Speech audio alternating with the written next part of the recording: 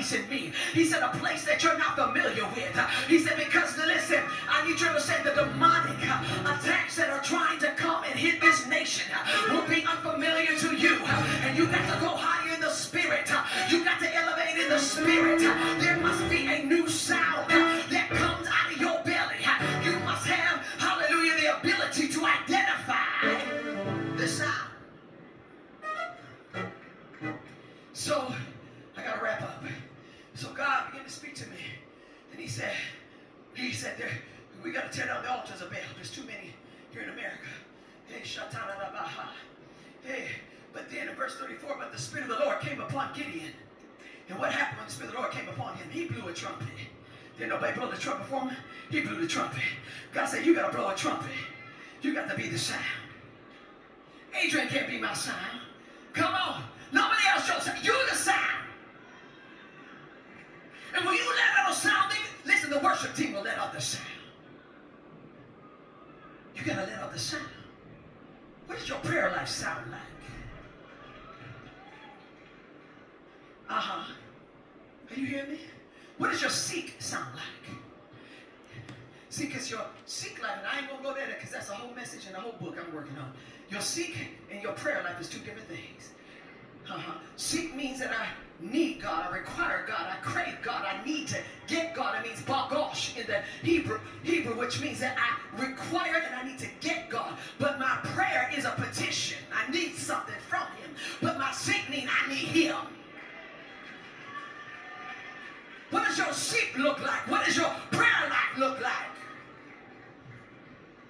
What does it sound like? Shataramaha. Now, y'all know the story, right? When you go on over to chapter 7, and then the Lord said, listen, now I got to take you down from 22,000 men all the way down to what? Come on, my time has ran out for me. 300. What happened? He said, Gideon, y'all know the story. How many say I know the story? He said, I got to take you down. He said, with the number you have, they'll want the glory and they'll take the glory. But God said, I need the people that don't care about the glory. God, you can have the glory. Yeah, God. See, we're trying to understand. There's a people, a remnant that said, God, I've been through enough to know I can't take your glory. Mm-hmm. Yeah, Lord. I can't take your glory. Hey. How dare I try to take your glory? Thank you. In the month of March, we began to pray for the nations. And the Lord began to reveal the attacks. We were in the same vein as Apostle. In October, I had a dream about my daughter, Prophetess Adrian, and I had a dream that she was in a car accident. And in the car accident, the dashboard was on her lap. This thing was serious. It was like I was watching an open vision at the same time I was dreaming. It was serious, and she called me on the phone. She was in a panic.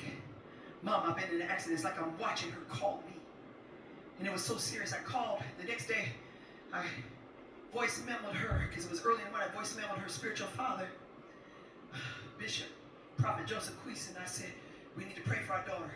I never told her about the dream. In January, she's on her way to see her auntie, Prophetess Bonnie, was in Chicago in the winter, in January, right, like around this season. And she was on her way. She didn't know that it was icy. I didn't even go nowhere. It was so icy. She went, and her car began to spin.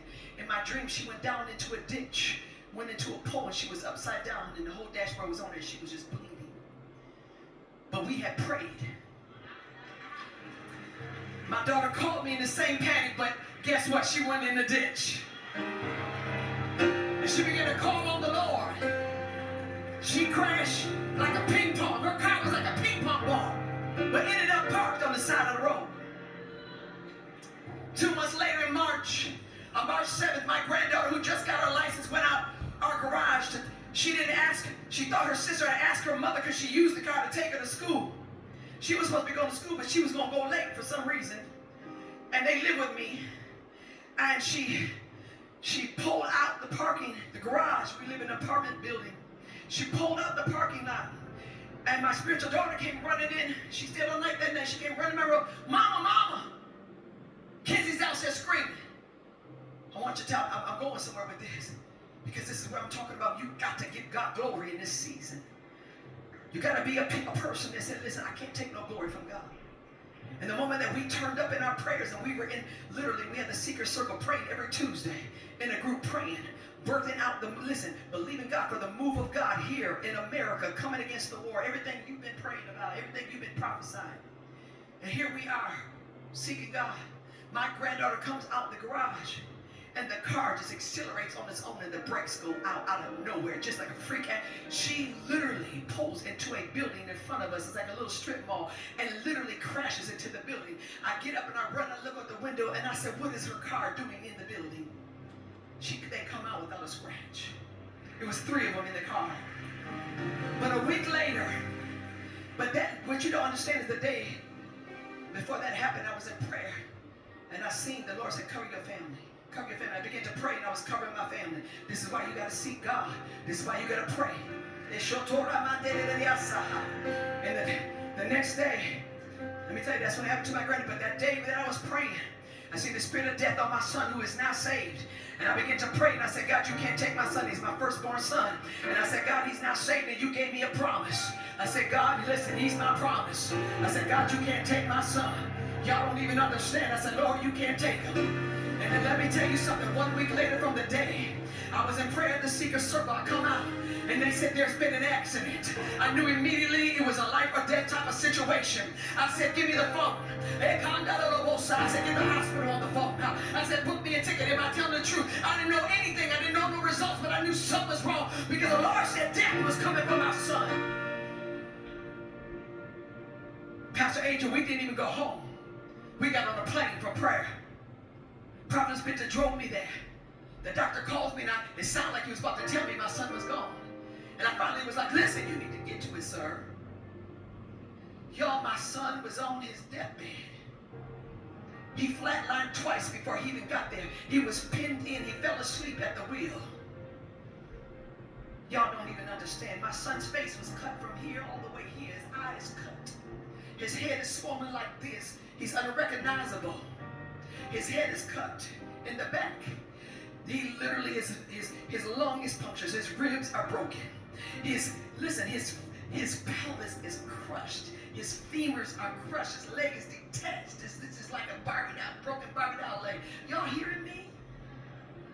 I can't even go into all the things because it's just too many things. The list goes on and on. And when we got to the hospital, he was unrecognizable. And the doctor said, we don't even know if he's going to make it. All we can do is wait. But I reminded God. My family, all we could do was wait on God.